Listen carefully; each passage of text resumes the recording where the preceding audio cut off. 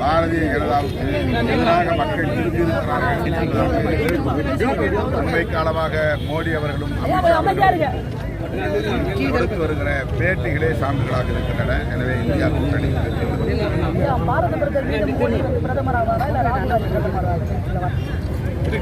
மோடியை மக்கள் திரும்ப தூக்கி எறிவார்கள் என்ற நம்பிக்கை இருக்கிறது.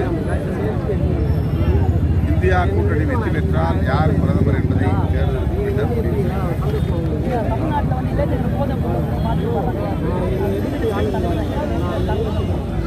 இந்தியா முழுவதும் போதைப் பொருட்களால் இளைஞர்கள் இளம் தலைமுறையினர் கடுமையான பாதிப்புக்குள்ளாகி வருகிறார்கள்.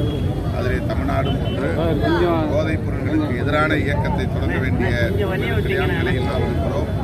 இந்திய அளவில் இது குறித்து விழிப்புணர்வு உருவாகி வருகிறது. தமிழ்நாட்டிலும் அந்த விழிப்புணர்வு வலுப்படுகிறது.